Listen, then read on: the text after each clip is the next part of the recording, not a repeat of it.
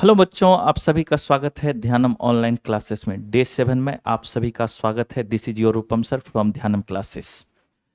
आज आप लोगों के लिए एक नया टॉपिक टेंस में लेकर के आया हूं, यानी बिहार बोर्ड स्पेशल। अगर इस वीडियो के देखने के बाद आपको टेंस में कोई कंफ्यूजन रह जाएगा तो आप कमेंट कीजिए।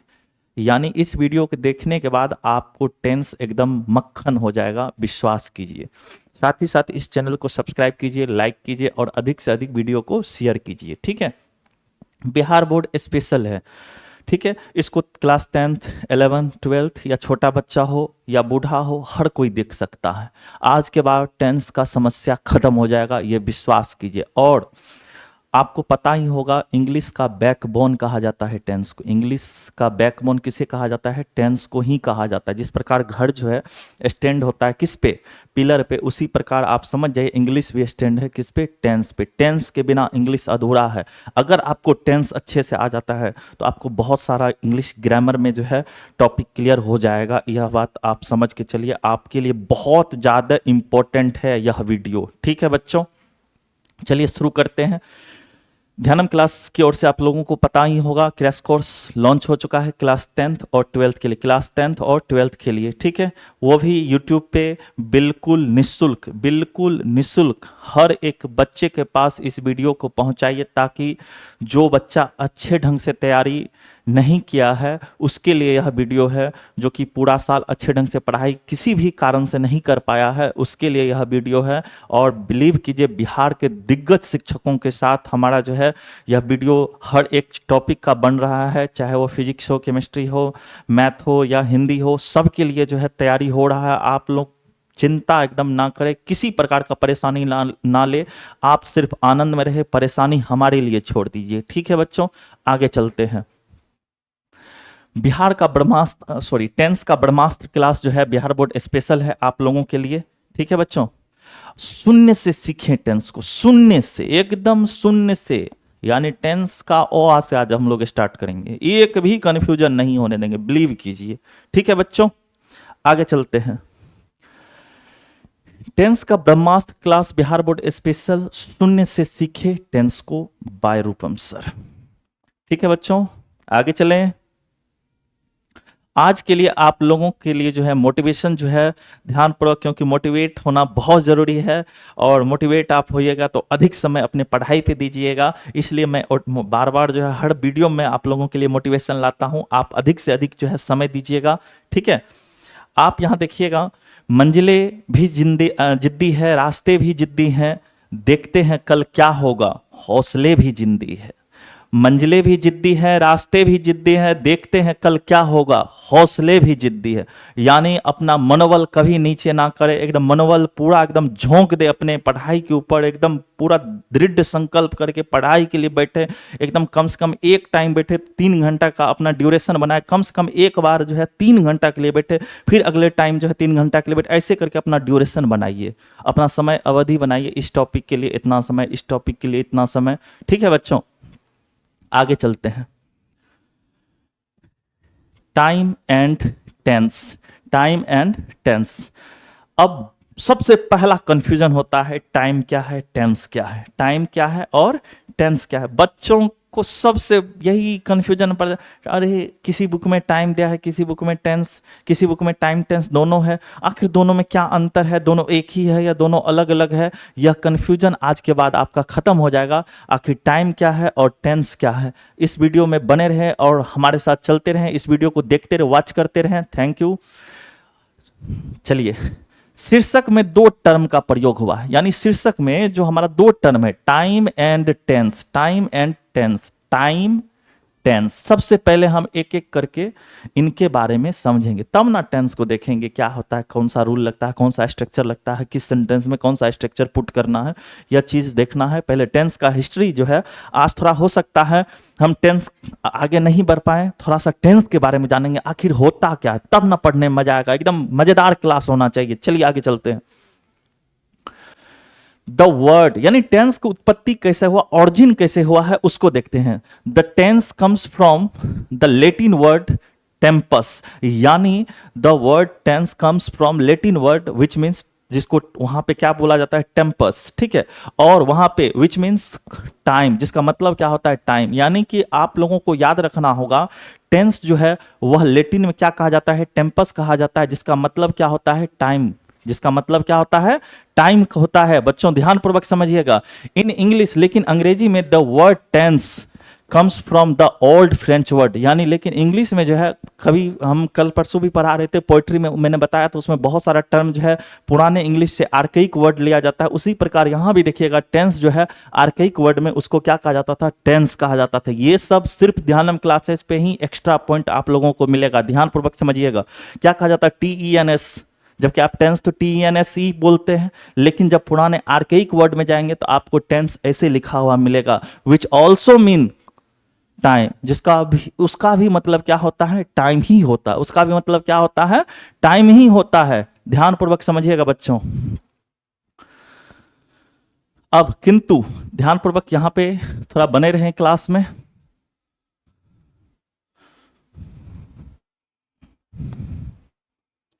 किंतु टाइम और टेंस दोनों एक नहीं है, यानी टाइम अलग है, टेंस अलग है। टाइम एक यूनिवर्सल कॉन्सेप्ट है, किंतु टेंस का संबंध वर्ब से होता है।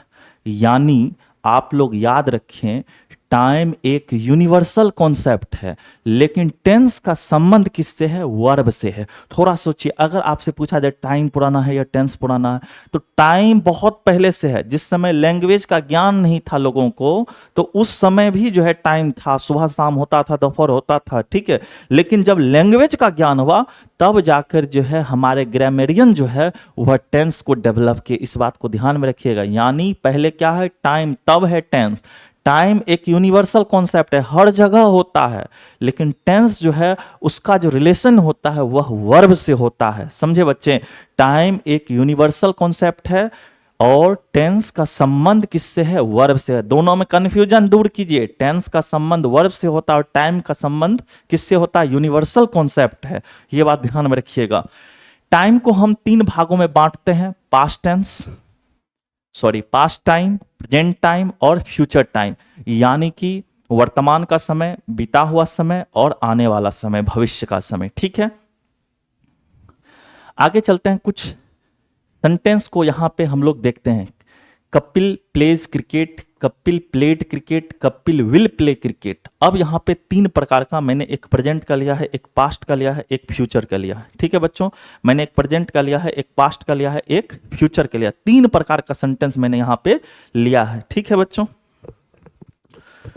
आगे चलते हैं हम लोग।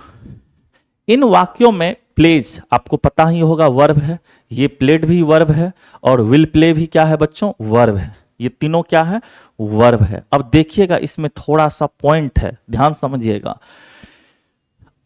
प्लीज प्रेजेंट टेंस है, क्लियर है, ये बात आप लोगों को पता ही होगा। जो बच्चे नए हैं इस चैनल पे, और जो बच्चे नहीं जानते हैं वर्ब क्या होता, बने रहे, आपको सारा का सारा पॉइंट एकदम शून्य से उठाए हैं। थोड़ा सा या इसका हिस्ट्री है, इसलिए आप लोगों को अभी हो सकता है मन ना लगे, लेकिन आगे देखिए क्लास में पूरा मजेदार क्लास होगा। तथा इससे प्रेजेंट टाइम का बोध होता है, क्लियर है। यानी यहां जो प्लेज है, याद रखिएगा, वह प्रेजेंट टेंस है, इससे प्रेजेंट टाइम का बोध होता है। लेकिन प्लेड क्या है, पास्ट टेंस है, तथा इससे पास्ट टाइम का बोध होता है, ठीक है। यहां एक एक पॉइंट को समझिएगा, क्या समझाने का प्रयास कर रहे हैं हम। और विल प्ले फ्यूचर टेंस है, किंतु मॉडर्न ग्रामेरियन जो है वह इसको प्रेजेंट का ही मानते हैं।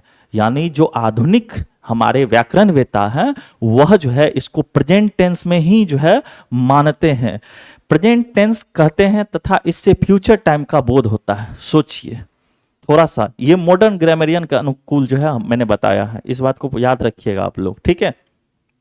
आगे चलते हैं। परंपरागत ग्रामर के अनुसार जो है टेंस 3 प्रकार के होते हैं, यानी traditional, according to traditional way, ठीक है। अब देखिए प्रेजेंट टेंस, जिसको हम लोग क्या बोलते हैं, वर्तमान काल बोलते हैं। प्रेजेंट टेंस का मतलब वर्तमान काल। जो अभी मैं मान लो मैं पढ़ा रहा हूँ, ये वर्तमान काल है। मैंने कुछ समय पहले इसके ऊपर मार्कर चलाया, वह पास्ट टेंस हो गया, जिसको हम लोग क्या कहते हैं, भूतकाल कहते हैं। और फ्यूचर टेंस, जिसको हम लोग क्या कहते हैं, भविष्य काल कहते हैं। फ्यूचर टेंस को क्या कहते हैं बच्चों, भविष्य काल कहते हैं। ये सभी आप लोगों को पहले से ही पता होगा, मुझे पता है, लेकिन पढ़ा रहे हैं तो सारा कुछ लेकर के चलना होगा। आपको मैंने क्या बताया, शून्य से शिखर तक, शून्य से शिखर तक, यानी जिस बच्चे को नहीं आता है टेंस, उसको भी इस वीडियो के माध्यम से टेंस दिमाग में ठोक देंगे। टेंस में वह कमजोर नहीं हो सकता। इस वीडियो को देखने के बाद पूरा मैं चैलेंज करके आप लोगों को बोल रहा हूं, आप पूरा वीडियो में बने रहें, आपको टेंस बहुत आसान लगने लगेगा। ठीक है बच्चों, आगे चलते हैं। उपयुक्त तीनों टेंस के 4-4 भाग हैं, पता ही होगा। निम्नलिखित के सब के 4-4 उपभेद हैं।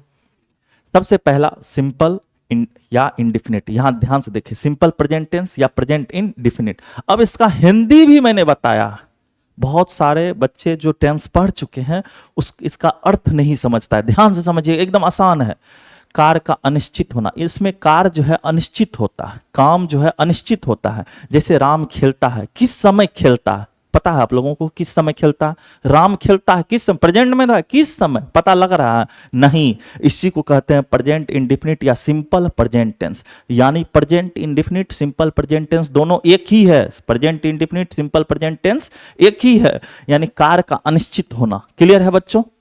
जैसे एग्जाम्पल मैंने यहां पे लिया है, राम खेलता है, राम खेलता है, ध्यान पूर्वक समझिएगा, राम खेलता है। तो यहां प्रेजेंट इंडिफिनिट या सिंपल प्रेजेंट टेंस आपसे अगर कोई पूछ दे जो क्या अर्थ होता है, उसका क्या मीनिंग होता है, तो कार्य का अनिश्चित होना। एक एक का फिर ऑपरेशन इस सब का करेंगे, याद रखिएगा। उसके बाद इम्परफेक्ट यानी प्रेजेंट इम्परफेक्ट टेंस या present continuous tense, present progressive, यानी एक ही चीज का 3-3 हो सकता है। आपका घर में नाम कुछ और हो, स्कूल में कुछ हो, और बाहर में जो है जब आप क्रिकेट या कुछ भी करते होंगे वहां पे आपका नाम कुछ और हो। उसी प्रकार प्रेजेंट कॉन्टिन्यूअस का 3-3 नाम, प्रेजेंट कॉन्टिन्यूअस का 3-3 नाम, present imperfect tense, present continuous tense, present progressive tense, present perfect tense, sorry present imperfect tense, present continuous, present progressive. याद रहेगा बच्चों। और इसका अर्थ होता है कार्य का जारी होना, कार्य का जारी होना। जी हाँ बच्चों, क्या अर्थ होता है कार्य का जारी होना। जैसे राम खेल रहा है, राम खेल रहा, अभी सामने मेरे सामने अगर राम खेल रहा तो मैंने बोला राम खेल रहा, यानी कार्य इसमें पता लगा कंटिन्यू है, जारी है काम। ठीक है बच्चों। उसके बाद प्रेजेंट परफेक्ट या नॉन प्रोग्रेसिव। फिर से ध्यान से, हर एक पॉइंट में आपको एक्स्ट्रा जानकारी देंगे। आप पूरे यूट्यूब पे आप जाकर के देखिए, इतना जानकारी नहीं है। ठीक है। प्रेजेंट परफेक्ट या present non progressive, present perfect को ही प्रेजेंट नॉन प्रोग्रेसिव टेंस भी कहते हैं। प्रेजेंट परफेक्ट को क्या कहते हैं, प्रेजेंट नॉन प्रोग्रेसिव टेंस भी कहते हैं। इसका अर्थ होता है कार्य का पूर्ण होना, यानी कोई काम किए प्रेजेंट में, वो क्या हो गया, पूर्ण हो गया, कंप्लीट हो गया, उसी को कहते हैं प्रेजेंट परफेक्ट टेंस या प्रेजेंट नॉन प्रोग्रेसिव टेंस। कहीं दिक्कत बच्चों, ध्यान से देखिएगा। एक एग्जांपल मैंने लिखा है, राम खेल चुका है, राम खेल चुका है, काम जो उसका खेलने का है वह कंप्लीट हो चुका है। जब काम खेलने का कंप्लीट हो गया है प्रेजेंट में, तो उसी को कहेंगे प्रेजेंट परफेक्ट टेंस या प्रेजेंट नॉन प्रोग्रेसिव टेंस। ठीक है बच्चों। कहीं दिक्कत हो कमेंट कीजिए, अधिक से अधिक वीडियो को लाइक कीजिए और सब्सक्राइब कीजिए चैनल को और शेयर कीजिए। ठीक है बच्चों। प्रेजेंट कॉन्टिन्यूअस, ठीक है, present perfect continuous, present perfect progressive, यानी फिर इसका डबल नेम देखिए, प्रेजेंट परफेक्ट कॉन्टिन्यूअस टेंस या present progressive tense, present perfect progressive tense. ध्यान समझिएगा, present perfect continuous tense, present perfect progressive tense, present perfect continuous tense, present perfect progressive tense. याद हुआ, इसका भी दो नाम। इसमें क्या होता है, कार्य होना और जारी, कार्य हुआ भी होगा और जारी भी होगा, कार्य हुआ भी होगा और जारी भी होगा। ध्यान समझिएगा। वह सुबह से खेल रहा है, सुबह से खेल रहा है, कुछ ना कुछ तो काम तो हो गया होगा। मान लीजिए अभी शाम हो रहा है, सुबह से अभी तक खेल रहा है, कुछ ना कुछ तो काम तो हो गया होगा। तो कार्य इसमें जारी भी हो चुका हो, जारी भी होगा और जो है कार्य हो भी गया होगा, कुछ ना कुछ कार्य जारी भी है, कार्य कुछ ना कुछ हो भी गया होगा। उसी को क्या कहते हैं, प्रेजेंट परफेक्ट कॉन्टिन्यूअस टेंस या present perfect progressive tense. Clear है बच्चों। कहीं डाउट है आप कमेंट कीजिए। इतना जानकारी मैंने आप लोगों के लिए जो है बटोर के लाया है। आप सबसे अधिक जो है अगर टेंस कहीं पे चर्चा हो जाए तो आप उसमें सबसे अधिक बातें जो है बता पाए, इसलिए इतना इतना जानकारी जो है मैंने समेट करके जो है वीडियो में ऐड किया है आप लोगों के लिए। और आप लोग अपना प्यार बनाए रखें, अधिक से अधिक वीडियो को शेयर करें, ठीक है बच्चों। देखिए पहला प्रेजेंट इंडेफिनिट, अब हम लोग का पहला पार्ट स्टार्ट हो चुका है। प्रेजेंट इंडेफिनिट, आज सिर्फ प्रेजेंट इंडेफिनिट पहचानने का तरीका देखेंगे। जनरली बच्चों को क्या पता होगा, वर्ब के साथ आते थी, वर्ब के साथ आते, किसी वाक्य में जो है वर्ब के साथ क्रिया के साथ आते थी हो प्रेजेंट इंडेफिनिट। नहीं बच्चों, ओरिजिनल कॉन्सेप्ट आज मैं आप लोगों को दूंगा, वो भी दूंगा, और जो उसका एक्स्ट्रा कॉन्सेप्ट है वो भी दूंगा। आज के बाद प्रेजेंट इंडेफिनिट आपके लिए चुटकी का खेल हो जाएगा, बिलीव कीजिए, ठीक है बच्चों। प्रेजेंट इंडेफिनिट, इसका ही दूसरा नाम क्या है, simple present tense. Simple present tense और present indefinite, present simple present tense का अर्थ क्या होता है, कार्य का अनिश्चित होना। कार्य का अनिश्चित होना, ध्यानपूर्वक, कार्य का अनिश्चित होना, याद रखिएगा, कार्य का अनिश्चित होना, ठीक है। इस टेंस के वाक्यों की क्रियाओं के अंत में सामान्यतः, इस टेंस के वाक्यों की क्रियाओं के अंत में सामान्यतः ता हूं, ती हूं, ते हैं, ते हो, ती हो, ता है, ते है, ती है इत्यादि जो है लगे रहते हैं। इस टेंस के वाक्यों में निम्नलिखित बनावट जो है पर आधारित रहते हैं। देखिए ध्यान से, यानी इसमें जो है आपको ध्यान में रखना होगा, अगर टेंस के वाक्यों की क्रियाओं का मतलब क्या होता है, वर्ब, वर्ब के साथ अगर मैं कहीं प्लस लिखूं तो आपको याद रखना होगा साथ प्लस। अगर मैं कहीं पे वर्ब लिखूं, मैं जान करके शॉर्ट में लिखता हूं VERB, इसको मैं क्या लिखूंगा, भी लिखूंगा। अगर कहीं पे मैं भी लिखूं तो आप समझ जाइएगा वर्ब लिखे हैं सर, और कहीं मैं प्लस लिखूं तो इसका अर्थ समझ जाइएगा क्या लिखे हैं सर, साथ लिखे हैं, ठीक है। यानी आप ध्यानपूर्वक समझिएगा बच्चों,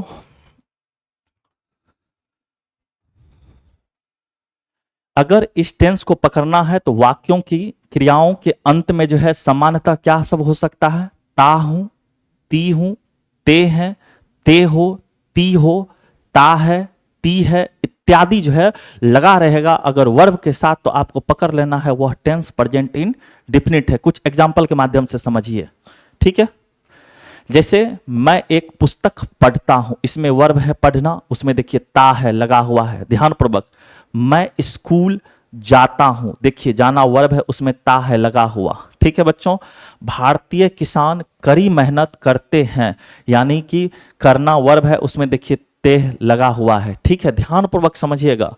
मेरे पिताजी मुझे प्यार करते हैं, करना वर्ब है, उसमें देखिए ते लगा हुआ है। तो आपको इस सेंटेंस से पहचान आपको कर लेना है, अगर वर्ब के साथ कहीं भी ता हो, ती हो, ते हो, ये जनरली बात है, ये सब मतलब हर स्टूडेंट को पता है। एक्स्ट्रा बात क्या है वो उसके ऊपर चलते हैं, ठीक है बच्चों। वर्तमान समय में जारी रहने वाले अस्थायी कार्य या वैसा कार्य जिसकी पुनरावृत्ति संभव हो को बताने हेतु, जैसे कि ध्यान से देखिए, यानी कि वर्तमान समय में जारी रहने वाले अस्थायी कार्य, वर्तमान समय में जारी रहने वाले अस्थायी कार्य या वैसा कार्य जिसकी पुनरावृत्ति यानी पुनः हो सके उसको हम लोग क्या करते हैं, प्रेजेंट इंडेफिनिट। पहला पॉइंट आपको मैंने याद करवा दिया, यानी वर्ब के साथ आते थी, ठीक है, याद हो गया। दूसरा जो है आपको पॉइंट याद रखना होगा बच्चों, क्या चीज, आप स्क्रीनशॉट लेते चलें, ठीक है बच्चों। यहां ध्यानपूर्वक समय, वर्तमान समय में जारी रहने वाले अस्थायी कार्य या वैसा कार्य जिसका पुनरावृत्ति, जैसे Sachin plays for India, Sachin Bharat के लिए खेलता है, ठीक है। He lives in the village, वह जो है गांव में रहता है। अब देखिए वह नहीं आगे नहीं खेल सकता, इस काम का पुनरावृत्ति नहीं हो सकता है। तो जिस काम का पुनरावृत्ति हो, अगर अस्थायी समय में, यहां ध्यान से ऐसा नहीं है, यहां मैंने पॉइंट ऐड किया है, अस्थायी कार्य हो उसको हम लोग कहेंगे प्रेजेंट इंडेफिनिट टेंस के अंतर्गत रखेंगे, ठीक है बच्चों। आगे देखिए अगला पॉइंट नंबर 3, अगर यूनिवर्सल ट्रुथ हो, यूनिवर्सल ट्रुथ का मतलब क्या होता है, सार्वभौमिक सत्य, यानी जो सत्य, जैसे सूरज पूरब से उगता है, सूरज पूरब से उगता, यूनिवर्सल ट्रुथ है।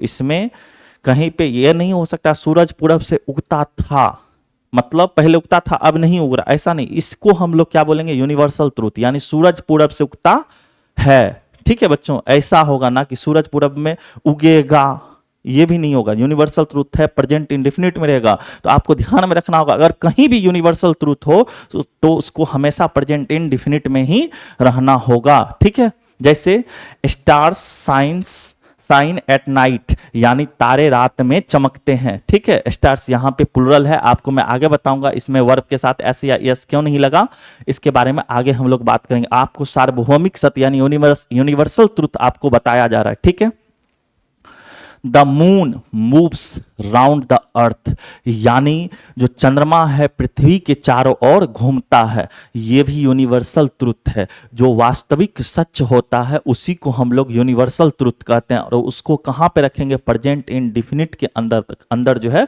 इसको रखेंगे। कहाँ पे रखेंगे, प्रेजेंट इंडेफिनिट के अंतर्गत रखेंगे। ठीक है बाबा, आपको मैंने बता ही दिया है टेंस, ठीक है, क्या होता नहीं होता है, टाइम क्या होता है। टेंस के 3 प्रकार में हम लोग परंपरागत अनुसार जो है बांटे हैं, present tense, past tense, future tense. Tense का भी फिर प्रेजेंट टेंस का 4 प्रकार, उसी प्रकार पास्ट का भी 4 प्रकार, उसी प्रकार फ्यूचर का भी 4 प्रकार, यानी टोटल 12 टेंस आप लोगों को पढ़ना है। वो भी जो है 4 दिन के अंदर हम लोग खत्म कर देंगे। ठीक है बच्चों, आगे चलते हैं। तो यहां तक में कहीं दिक्कत, यूनिवर्सल ट्रूथ में कोई प्रॉब्लम, आप स्क्रीनशॉट लेना चाहते हैं स्क्रीनशॉट ले सकते हैं। अगला देखिए, हैबिचुअल एक्शन, आदत को बताने वाले कार्य। हैबिचुअल एक्शन, आदत को बताने वाले कार्य, जैसे डॉग्स बार्क, कुत्ता भौंकता, उसका आदत होता है। ठीक है, तो हैबिचुअल एक्शन कहीं भी देखना होगा तो आपको पता कर लेना होगा वह क्या होगा, वहां पे प्रेजेंट इंडेफिनिट को ही हम लोग को जो है रखना होगा। प्रेजेंट इंडेफिनिट को ही, वो सेंटेंस जो है प्रेजेंट इंडेफिनिट के ही अकॉर्डिंग जो है रहेगा, उसको प्रेजेंट इंडेफिनिट में ही रखना होगा। किसको, हैबिचुअल एक्शन को, यूनिवर्सल ट्रुथ को। और कोई भी ऐसा काम जो मतलब फिक्स समय में हो और जिसका पुनरावृत्ति हो, 3-3 पॉइंट, और उसके बाद वो तो पुराना आपका मैटर पता ही है, मेथड पता ही, वर्ब के साथ आते थी, वो भी अपना रखिए। ठीक है, लेकिन ये सभी पॉइंट आपको मैं एक्स्ट्रा दे रहा हूं। ठीक है, तो हैबिचुअल एक्शन क्या होता है, आदत को बताने वाले कार्य, आदत को बताने वाले, जैसे कैट्स ड्रिंक मिल्क, यानी बिल्ली जो है दूध पीती है, बिल्लियां दूध पीती है, या उसका आदत होता है। तो आप लोगों को याद रखना होगा, जो हैबिचुअल एक्शन कहीं भी होगा तो उसको प्रेजेंट इंडेफिनिट के ही जो है अंतर्गत रखना है।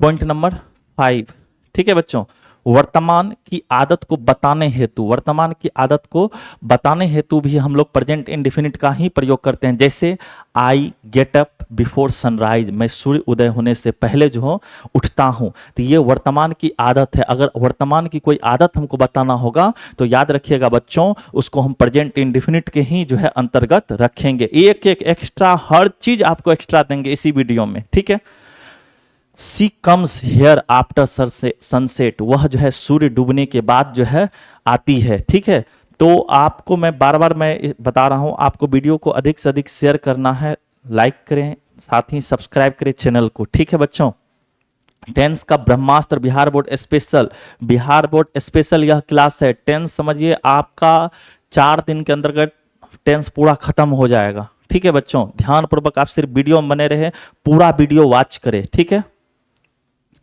तो वर्तमान की आदत को बताने हेतु किसका प्रयोग करना है, प्रेजेंट इंडेफिनिट का। ठीक है, आगे चलते हैं। वर्तमान के विचारों को, ठीक है, और भावनाओं को एवं स्थिति को बताने हेतु भी प्रेजेंट इंडेफिनिट। ये सब इतना जानकारी आपको सिर्फ ध्यानम क्लासेस पे ही मिलेगा, ये बात ध्यान में रखें। सिर्फ देखिए अभी प्रेजेंट इंडेफिनिट कैसे पकड़ेंगे, जो प्रेजेंट इंडेफिनिट है जनरली बच्चों को पता है, वर्ब के साथ ताते ती, ये सभी तो सब कोई जानता है। आप एक्स्ट्रा क्या जानते हैं उसके प्रति आप उसके लिए तैयारी करें, आप एक्स्ट्रा जानने के लिए तैयारी करें। ध्यानपूर्वक समझे, वर्तमान के विचारों को, भावनाओं को, ठीक है, स्थिति को व्यक्त करने के लिए जो है हम लोग किसका प्रयोग करते हैं, प्रेजेंट इंडेफिनिट। याद हुआ बच्चों, जैसे ही लेबर्स हार्ड, वह कड़ी मेहनत करता है। My mother loves me very much, मेरी माँ मुझसे बहुत प्यार करती है। फीलिंग है, ये क्या है, ये विचार है, थॉट्स है। ही ऑफन फॉल्स इल, वो अक्सर बीमार जो है पड़ता है। यह क्या स्टेट है, कंडीशन है, अवस्था है। तो अगर कहीं पे विचार को व्यक्त करना होगा, ध्यान से समझिए बच्चों, अगर कहीं पे विचार को व्यक्त करना होगा, फीलिंग को व्यक्त करना होगा, अवस्था को व्यक्त करना होगा वर्तमान समय में, तो प्रेजेंट इंडेफिनिट के ही अंतर्गत हमको बोलना होगा। अगर दूसरे टेंस में हम हिंदी में भी बोल रहे हैं तो वह हिंदी वाक्य आपका गलत है बोलना। ध्यानपूर्वक समझे, अगर कोई विचार को व्यक्त करना है तो आपको प्रेजेंट इंडेफिनिट में रखना होगा। कोई फीलिंग को व्यक्त करना है, आप ये नहीं जो आप हिंदी में भी जो है आप गलत वाक्य में बोल रहे हैं तो आपका वह हिंदी का भी वाक्य गलत है। ठीक है बच्चों, ध्यान से एक एक पॉइंट को समझें। उसके बाद भविष्य की किसी निश्चित योजनाओं, भविष्य की किसी निश्चित योजना या योजनाओं की श्रृंखला यानी सीरीज ऑफ एक्शन को बताने हेतु भी जो है हम लोग प्रेजेंट इंडेफिनिट, यानी छोड़ दीजिए इसको, मैं जो बता रहा हूं याद रखिए। अगर भविष्य में कोई काम फिक्स है, भविष्य में कोई काम फिक्स है, अगर प्रधानमंत्री नरेंद्र मोदी जी कल आएंगे, अगर भविष्य का है उसको भी अगर फिक्स है टाइम, तो प्रेजेंट इंडेफिनिट के ही अंतर्गत रखना होगा। यानी भविष्य का कोई निश्चित निर्धारित काम अगर हो, अगर वह फिक्स है तो उसको भी हमको प्रेजेंट इंडेफिनिट, आपको लगेगा फ्यूचर का है लेकिन प्रेजेंट इंडेफिनिट के ही अंतर्गत उसको रखना है। यह बात आप सोच करके चलें, ये नहीं यहां पे जो है विल लगा दीजिएगा, गलत हो जाएगा आपका। याद हुआ बच्चों, यानी कोई भी ऐसा काम जो फ्यूचर में फिक्स है लेकिन बनाना है उसको प्रेजेंट इंडेफिनिट में ही। तो याद रखिएगा, जैसे the PM comes to Patna tomorrow, यानी जो पीएम है वह पटना जो है वह कल जो है पटना आएंगे, फिक्स है कल का डेट। यहां पे आप पकड़िएगा कैसे, जो ये जो है लगेगा फ्यूचर लेकिन है प्रेजेंट का। आपको इस वर्ब से ये जो टाइम दिया है इसके अकॉर्डिंग आपको पकड़ लेना होगा, प्रेजेंट इंडेफिनिट है, प्रेजेंट इंडेफिनिट है। देखिए इसमें फिक्स है, कल प्रधानमंत्री जी जो है आएंगे, कल पटना आएंगे, फिक्स है। यानी भविष्य का काम जब भी फिक्स हो बउआ तो याद रखिएगा प्रेजेंट इंडेफिनिट के ही अंतर्गत वह बनेगा। ठीक है, कहीं डॉट हो कमेंट कीजिए आप। ठीक है, जैसे the exam begins at the 10 tomorrow, यानी कल जो है एग्जाम 10 बजे स्टार्ट होगा, तो कल का बात है, आपको लगेगा फ्यूचर है, आपको लगेगा फ्यूचर है, लेकिन देखिएगा बच्चों कल का फिक्स टाइम है। जब भी फ्यूचर का फिक्स टाइम हो, याद कीजिए जब भी फ्यूचर का फिक्स टाइम हो बच्चों तो वह हमेशा प्रेजेंट इंडेफिनिट में ही बनेगा। ये वर्ब का तात्विक वाला कॉन्सेप्ट रखिए, जो कॉन्सेप्ट दे रहे हैं उसको समेट करके बनाइए। ठीक है, अब थोड़ा सा मैं इसको क्या कर दूं, फिर से एक्सप्लेन कर देता हूं। ठीक है, तो सबसे पहला मैंने बताया था समान वाक्य के साथ तातेती लगा हो, प्रेजेंट इंडेफिनिट के अंतर्गत होता है। ठीक है, ये बात आप लोगों को पहले से ही पता है। दूसरी बात मैंने बताया था वर्तमान समय में जारी रहने वाले अस्थायी कार्य वैसा कार्य जिसकी पुनरावृत्ति संभव हो, तो उसको भी हम लोग प्रेजेंट इंडेफिनिट में ही रखेंगे। जिसका पुनरावृत्ति संभव हो, वर्तमान समय में हो, ठीक है, तो उसको प्रेजेंट इंडेफिनिट में। एक एक चीज को रिवीजन मैं कर रहा हूं, सिर्फ अभी प्रेजेंट इंडेफिनिट को पकड़ने के लिए मैं समझा रहा हूं। ठीक है, यूनिवर्सल ट्रूथ हो, जैसे मैंने बताया था सूरज पूरब से उगता है, सूरज पश्चिम में डूबता है, ये सब यूनिवर्सल ट्रूथ है। ठीक है, हैबिचुअल एक्शन हो, आदतन क्रिया हो, ठीक है, तो उसको भी हम लोग प्रेजेंट इंडेफिनिट में जो है, जैसे कोई मान लो वह दारू पीता है, प्रेजेंट इंडेफिनिट में रखना है क्योंकि वह उसका आदत है। ठीक है, आगे देखिए वर्तमान की आदत को बताने हेतु, जैसे I get up before sunrise, वर्तमान की मैं सूर्य उदय होने से पहले उठता हूं, वर्तमान की आदत है।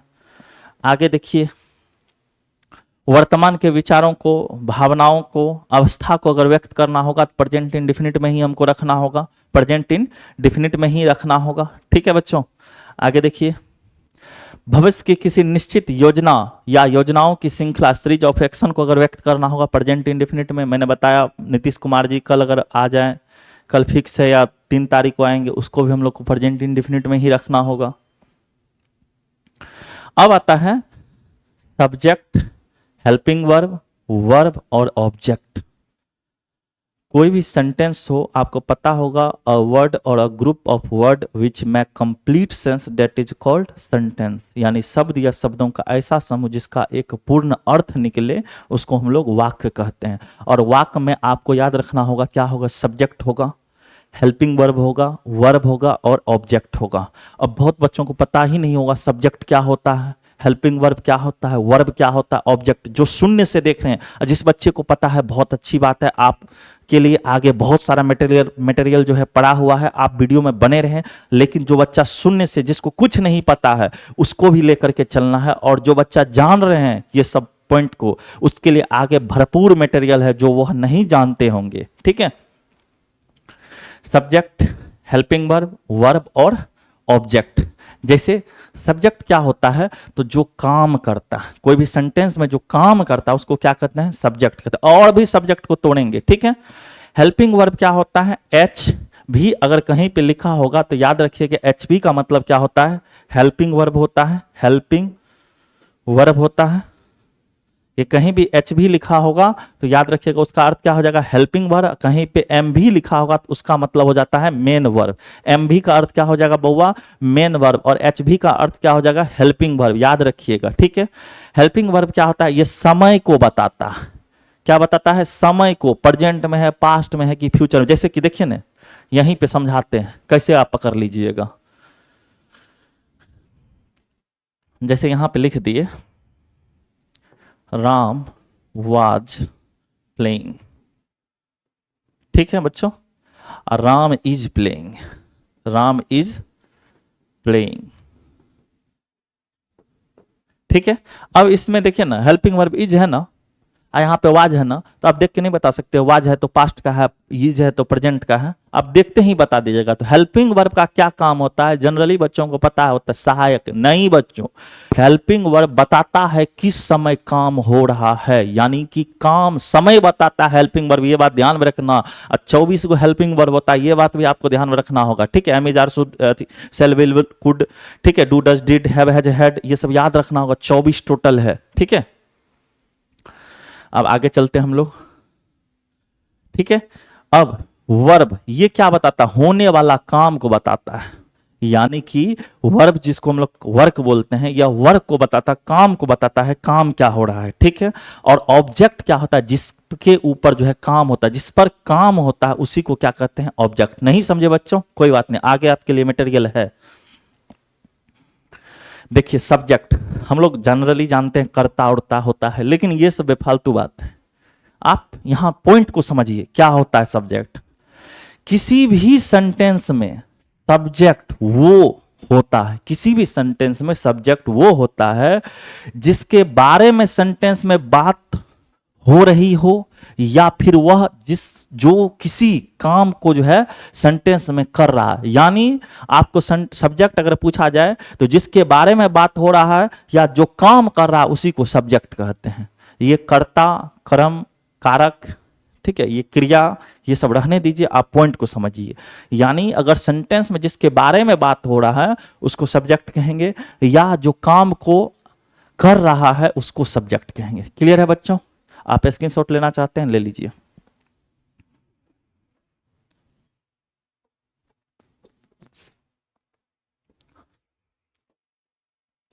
वर्ब का अर्थ क्या होता है बच्चों, क्रिया। जिस शब्द से किसी काम के करने या होने का बोध हो उसे वर्ब कहते हैं। जिस शब्द से किसी काम के करने या होने का बोध हो उसे क्या कहते हैं, वर्ब कहते हैं, क्रिया कहते हैं, ठीक है। अब नहीं समझ में आता है ना, आपको मैं एक शानदार ट्रिक दे रहा हूं। आपको वर्ब पकड़ना होगा ना, आप क्या कीजिएगा, उस वर्ड के लास्ट में ना लगाइएगा, ना की आकार, मतलब नौ में आकार की मात्रा। जैसे किसी वर्ड में अगर सेट हो जाए, जैसे खेलना सेट हो गया तो ये वर्ब है। जैसे पढ़ना सेट हो गया, नौ में आकार की मात्रा, तो आप समझ जाइएगा वो यह वर्ब है, ठीक है। सोना, ठीक है, सेट हो गया तो ये क्या हो गया, वर्ब हो गया। जिस मतलब वर्ड में नौ में आकार की मात्रा सेट हो जाए उसको आपको ध्यान में रखना होगा, वह क्या होगा, वर्ब होगा। आप कोई भी वर्ड उठा लीजिए, उसमें देखिए नौ में आकार सेट हो जाए, सुनने के बाद अच्छा लगे, यानी ऑड ना लगे, विषम ना लगे, तो वह निश्चित रूप से वर्ब होगा। इस बात को आप ध्यान में रखना। उसके बाद एक्शन वर्ड देखिएगा ना, आप खुद ब खुद पकड़ लीजिएगा, यह क्या है, वर्ब है, ठीक है बच्चों। आगे देखिए, ऑब्जेक्ट क्या होता है, इसको हम लोग क्या बोलते हैं, हिंदी में कारक बोलते हैं। लेकिन ये काम ही नहीं देगा तो क्या जरूरी, आपको सिर्फ समझना है ऑब्जेक्ट कहते किसको हैं। तो याद रखिएगा, ऑब्जेक्ट वो होता है जिस पे सब्जेक्ट के द्वारा किए गए कार्य का जो है प्रभाव जो है पड़ता है, यानी आपको याद रखना होगा जिस पर जो है सब्जेक्ट के द्वारा किया गया कार्य का प्रभाव पड़ता है उसको ऑब्जेक्ट कहते हैं। जो नहीं तो ऐसे समझिए जो सेंटेंस में टुकुर टुकुर जो है देख रहा है, एकदम बैठा हुआ है, वही होता है ऑब्जेक्ट। बात आई समझ? जो कुछ नहीं कर सकता, एकदम स्थिर हो, वही होता है ऑब्जेक्ट। बात आई समझ? जो वर्ड देखेगा एकदम टुकुर टुकुर देख रहा है आप लोगों को, वह समझ जाइएगा ऑब्जेक्ट है। क्लियर है बच्चों? स्क्रीनशॉट लेना है ले सकते हैं आप लोग।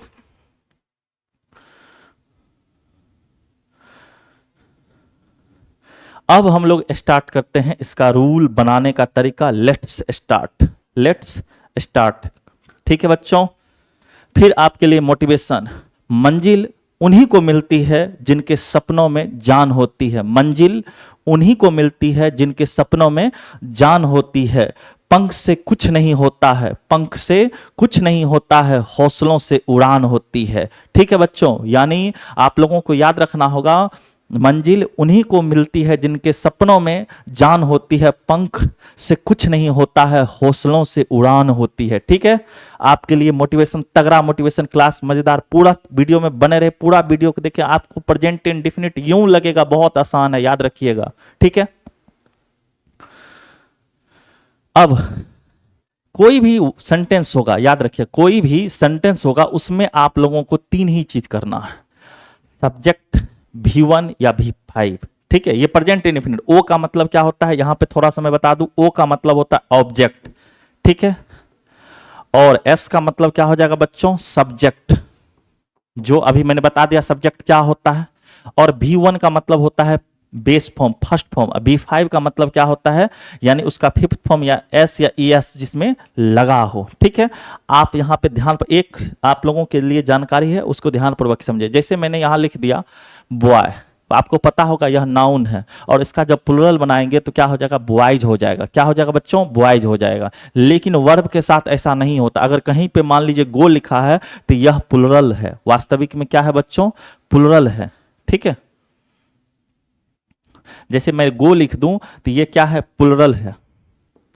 क्या है, प्लुरल है। लेकिन जब जैसे ही इसमें मैंने ES जोड़ दिया, ये क्या बन गया, सिंगुलर हो गया। यानी कि नाउन और वर्ब में थोड़ा सा उल्टा होता है, नाउन और वर्ब में उल्टा, यानी वर्ब का भी सिंगुलर प्लुरल होता है। जो बच्चों के पास जानकारी नहीं था, वह इस वीडियो से इस चीज को अधिक से अधिक जो है बताएं अपने छोटे छोटे भाई बहन को। ठीक है? अब जैसे कुछ सेंटेंस यहां लिए हैं। ठीक है? तुम पढ़ाते हो, तुम्हारा दोस्त जानता है, तुम्हारे बच्चे पढ़ते हैं, वह हंसता है, उसका भाई हंसता है। आपको सिर्फ याद रखना होगा कौन सा सेंटेंस है, अफर्मेटिव सेंटेंस है। कौन सा है, अफर्मेटिव सेंटेंस है। अफर्मेटिव सेंटेंस का अगर स्ट्रक्चर बार बार यहां देखिएगा, आप इस चीज को स्क्रीनशॉट लेकर रख लीजिए। सब्जेक्ट V1 या V5 plus object, subject V1 या V5 प्लस ऑब्जेक्ट। अब देखिए इसका स्ट्रक्चर। ठीक है? सब्जेक्ट V1 या V5 प्लस ऑब्जेक्ट।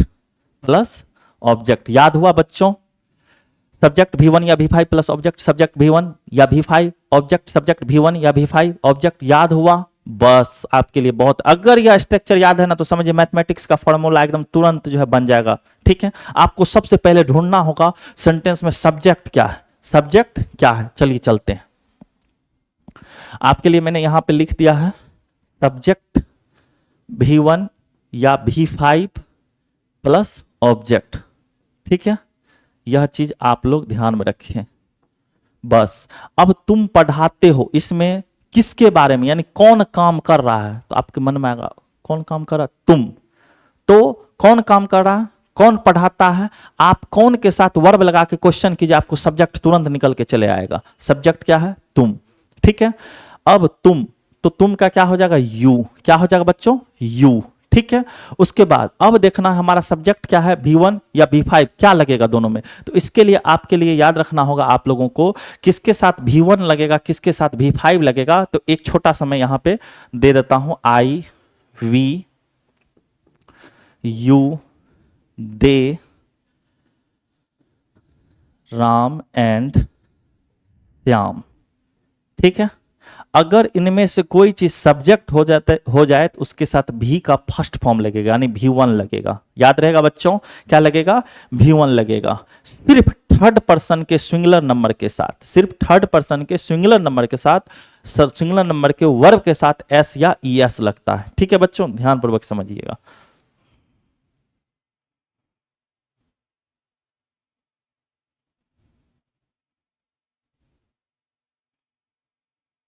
ठीक है, थोड़ा सा और एक पॉइंट समझ लिए, थर्ड पर्सन के सिंगुलर नंबर के साथ।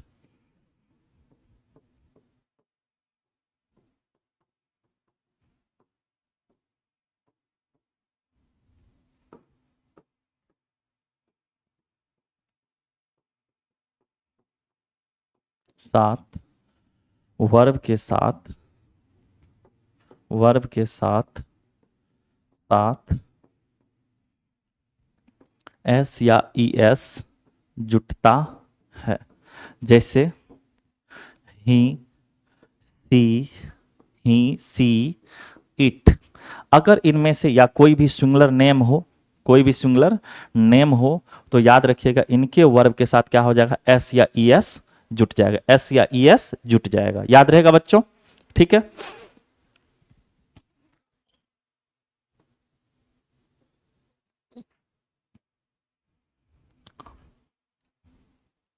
अब यहां पे देखते हैं, हम लोग आसानी से बनाने का प्रयास करते हैं। आपको सिर्फ सब्जेक्ट ढूंढना है। क्या ढूंढना है? सब्जेक्ट ढूंढना है आपको। ध्यानपूर्वक समझिएगा। यू, ठीक है। अब यू, उसके बाद भी का फर्स्ट फॉर्म लगे, क्योंकि थर्ड पर्सन के साथ ही वर्ब के साथ एस या ई एस लगेगा। तुम पढ़ाते हो, क्या हो जाएगा बच्चों? You teach. आपको फुल स्टॉप लगा देना, यू टीच। तुम्हारा दोस्त जानता है। अब यहां पे बच्चों आप लोग गलती कीजिएगा, योर फ्रेंड, योर फ्रेंड।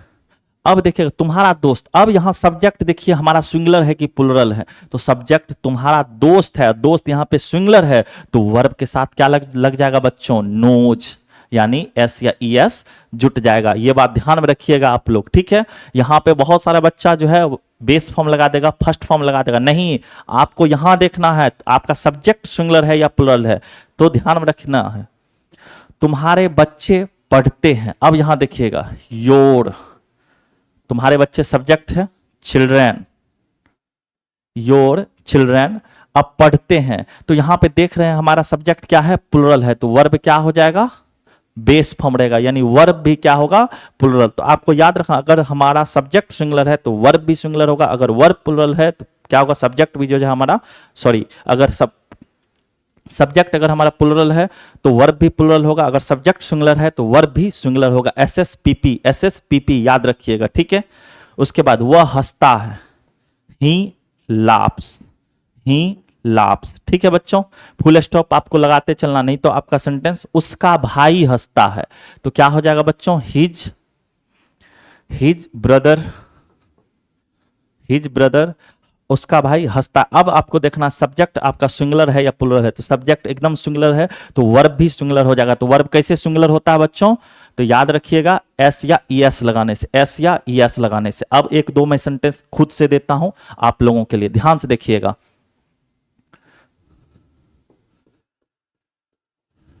मैं एक किताब पढ़ता हूं। ठीक है, अब सबसे पहला आपको टेंस पकड़ना होगा। कौन सा टेंस है? मैं एक किताब पढ़ता हूं, आपको सबसे पहला क्या करना है? टेंस पकड़ना। वर्ब के साथ ताते ती देख लिए, ठीक है, तो हम लोग पकड़। अब इसमें देखिए सब्जेक्ट क्या है? तो मैं, जिस जो काम करता है वह क्या है? सब्जेक्ट। वर्ब क्या है? तो पढ़ना। वर्ब क्या है? पढ़ना। उसके बाद ऑब्जेक्ट क्या है? तो ऑब्जेक्ट है किताब। क्या है? किताब। बस हो गया, खत्म कहानी। अब मैं का क्या होता है? आई। अब मैंने बताया था जो थर्ड पर्सन के सब्जेक्ट, यानी थर्ड पर्सन के सिंगुलर नंबर के सब्जेक्ट के साथ जो है वर्ब के साथ एस यस, नहीं तो बाद बाकी सब के साथ क्या लगता है? भी का फर्स्ट फॉर्म, यानी वर्ब का फर्स्ट फॉर्म। तो आई क्या हो जाएगा? I read a book. ए नहीं बोलिएगा आप लोग, अ होता है। क्या होता है? I read a book. Clear है बच्चों? आगे चलते हैं। ये हमारा कौन सा रह गया? अफर्मेटिव सेंटेंस हो गया। ठीक है, अब हम लोग चलते हैं negative sentence. Negative sentence, subject do does not plus V1 plus other word यानी ऑब्जेक्ट। याद रखिएगा, अगर नेगेटिव सेंटेंस का स्ट्रक्चर अगर आपसे पूछ दिया जाए तो याद रखिएगा subject do does plus not plus V1 plus object. याद रहेगा सब्जेक्ट प्लस डू डज, ठीक है, नॉट और अदर वर्ड, ठीक है, ध्यान में रखिएगा। तो सब्जेक्ट डू डज, डू या डज दोनों में से एक, नॉट V1 और ऑब्जेक्ट। क्लियर है?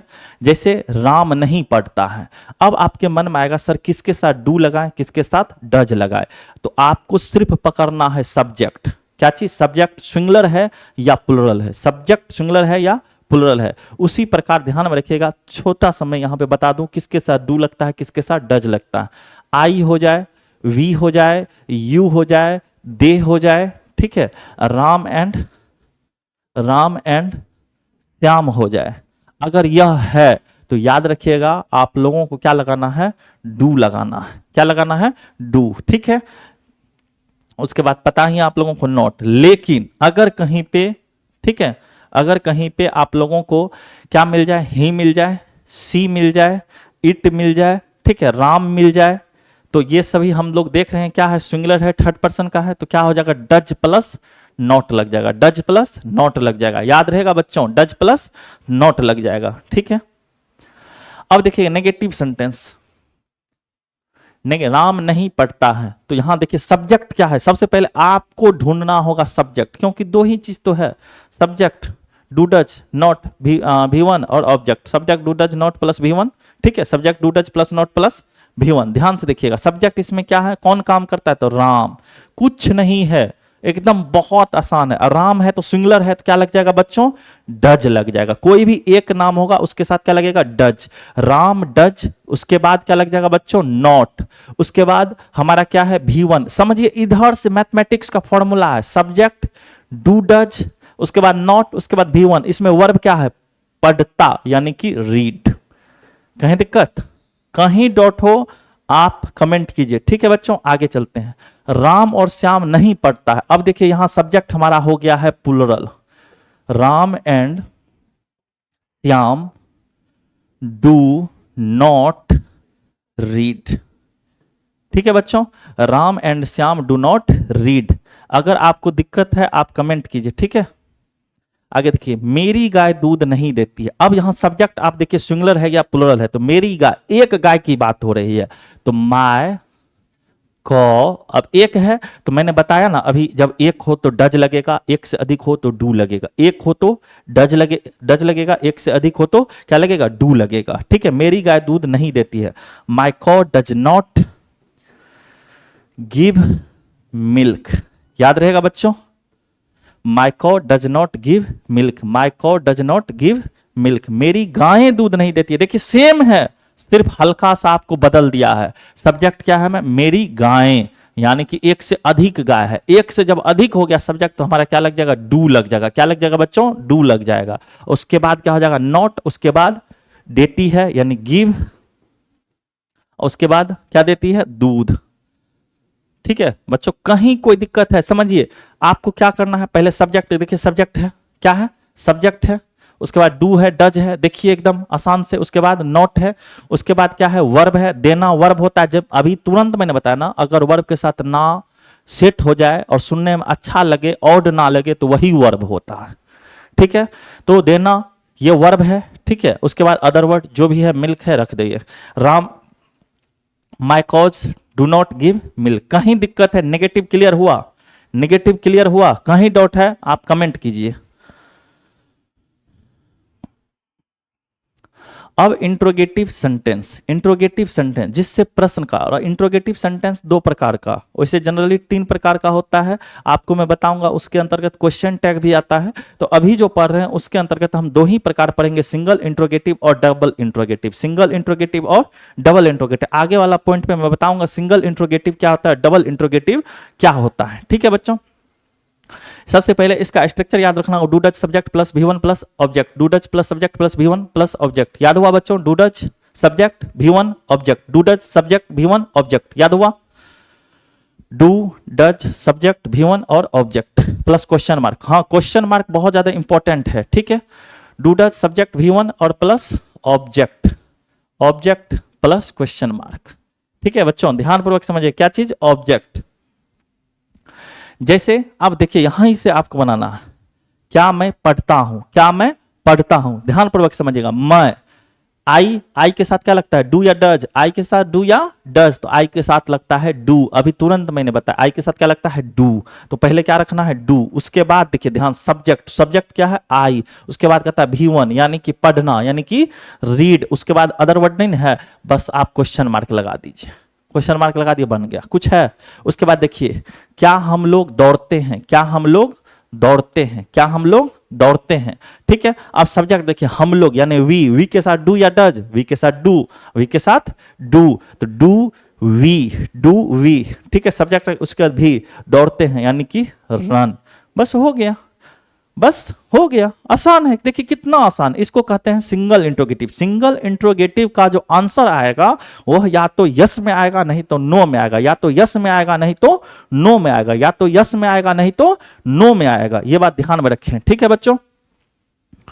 आगे देखते हैं, double interrogative. Double interrogative sentence क्या होता है, जिसको हम लोग WH भी बोलते हैं। डबल इंट्रोगेटिव को क्या कहते हैं, WH भी कहते हैं। डबल इंट्रोगेटिव को WH भी कहते हैं। WH का क्या होता है, WH plus do does plus subject plus V1 plus object. क्या मैंने बताया, WH do does subject V1 object. Structure समझिए, मैथमेटिक्स का फॉर्मूला है, एकदम स्ट्रक्चर आपके दिमाग में है तो तुरंत जो है पकड़ लीजिएगा कौन सा स्ट्रक्चर लगाना है। इसका आंसर यस या नो से बहस नहीं है, सिंगल इंट्रोगेटिव का यस या नो इसका कोई वर्ड में आएगा। जैसे अगर मैं एक सेंटेंस कह दूं, डू यू प्ले, क्या आप खेलते हैं, तो इसका आंसर आप या तो यस में दीजिएगा नहीं तो नहीं। लेकिन यही हम पूछ दे, व्हाट डू यू प्ले, तुम क्या खेलते हो, तब तुमको बताना पड़ेगा मैं क्रिकेट खेलता हूं, मैं क्या कहते हैं बैडमिंटन खेलता हूं, या वॉलीबॉल खेलता हूं, फुटबॉल खेलता हूं, तुमको बताना पड़ेगा। तो जिसका उत्तर यस या नो के अलावा कोई अन्य वर्ड में आ रहा है तो उसको कहते हैं डबल इंट्रोगेटिव। याद हुआ बच्चों, सिंगल इंट्रोगेटिव डबल इंट्रोगेटिव में क्या अंतर है, समझ में आई।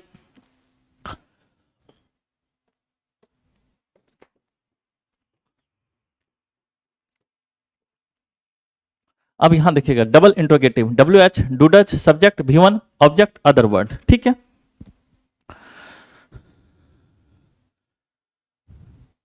अब इसमें जैसे कि ध्यान से देखिए, तुम क्या खेलते हो, तुम क्या खेलते हो, ठीक है, तुम क्या खेलते हो।